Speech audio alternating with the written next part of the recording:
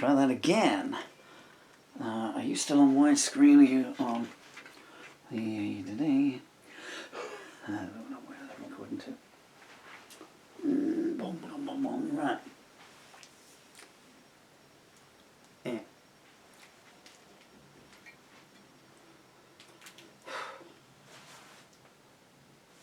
Wait for the traffic. What are you pointing to?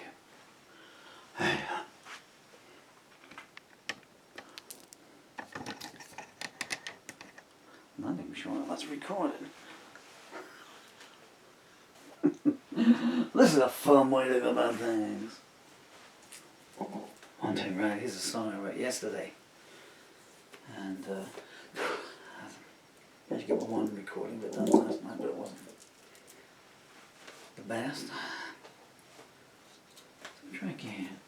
Now, it's called the Ballad of Somerset MPs. And it's a true story. Some things are not entirely verbatim. Let me just say that. But are inferred from context. Ouch. It's more painful by the day. We're going to try though. Did I tell you what it was called? It's called the Ballad of Somerset MPs. Somerset MPs. How I played it, the intention was to play it all as one piece. So it'd just be one long paragraph.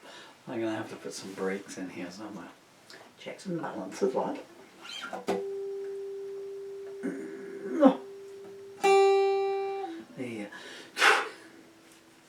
It's not too far off, I guess. 1, 2, right. Quick realignment of the lyrics before you get going. Yeah. Because it's quite a mid-paced number, but there's a million words in it. And they're not written very tightly because I was so angry when I wrote it, they were just spewing out of me. Faster my fingers would work. I don't know if I can slow it down in any way, shape or form. What is it with this thing?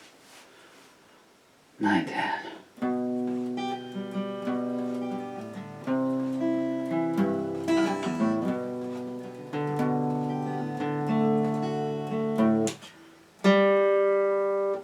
It's sharp, but it needs to be really. Well, it doesn't need to be flat though. 1, 2, 3, 4.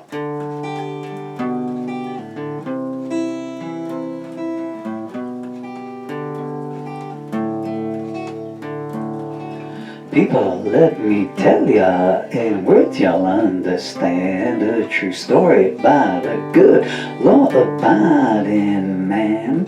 Worked hard all his life, paid a lot of tax, when one day an autoimmune disease attacked. His doctor said it's nothing with an... I knew I was going wrong and I couldn't stop it. What is it about this song? 1, 2, 3, 4.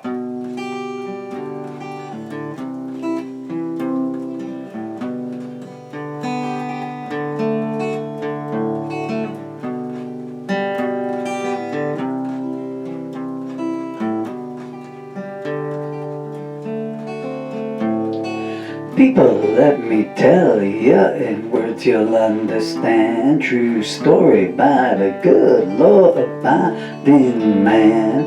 Worked hard all his life, paid a lot of tax, when one day an autoimmune disease attacked. His doctor said it's nothing with unblinking eyes. 3 years later and the man is paralyzed. He questioned his GP and got struck off the books. No free lawyers in this country, he was forsook. He spent his life savings paying for his own care, crawling on the floor 'cause he couldn't afford a wheelchair. A lot of people made a call about him to the NHS. They yawned every time, saying we couldn't care less. Finally, in despair, he wrote to his MP, saying, I don't want to see anyone else die like me. His MP's manager wrote back, your tone ain't nice. Remember your place, or you'll pay a heavy price. The email continued in much the same vein. Yes, you're hungry and in pain. Must I tell you again? Your people has no involvement in folks being left to die. She's too busy voting for assisted suicide. Now I found one of your questions to be rude. We only like contacts full of platitudes. So if you use your sentence as a means of attack. Oh, we love the disabled 'cause they can't fight back.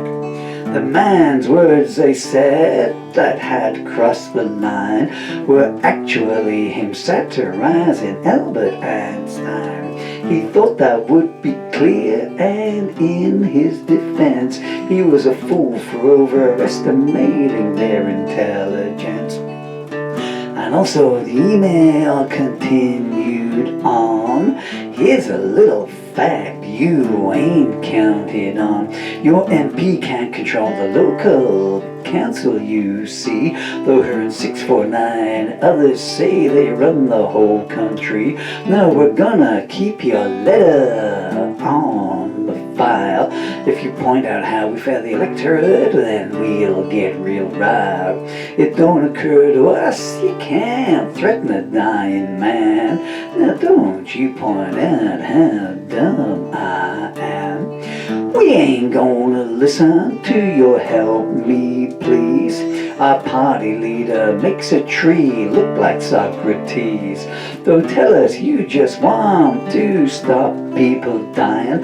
We'll semantic you down so you can't say we're lying.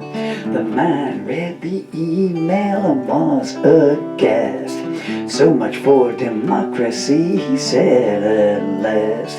He reached for his guitar a final time and cried, "Stars, let me have just one last set of rhymes." He wrote, "A council worker who refuses to do their job. Well, every month the great British taxpayer they do rob. The vulnerable die, the infirm suffer, and that ain't my concern," the local MPs mutter. Meantime, they're punching people in the street, but by their own contempt. Shall they know defeat? You can only push the electorate just so far. And come the next polling day, they'll remind everyone what you are.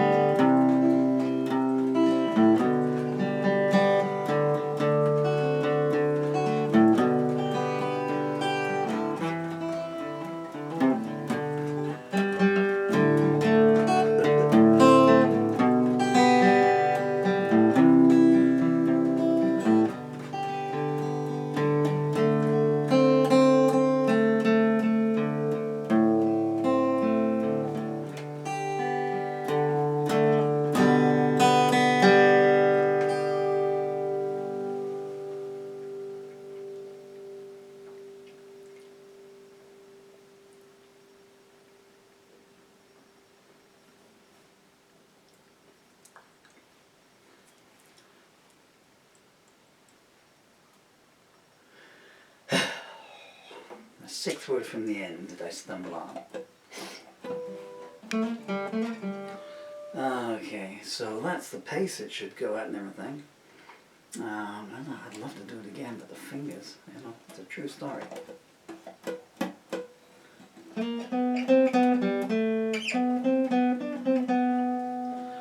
Shall we try one more? I really want to do another one, but it's gosh darn painful. Let's see what we can do.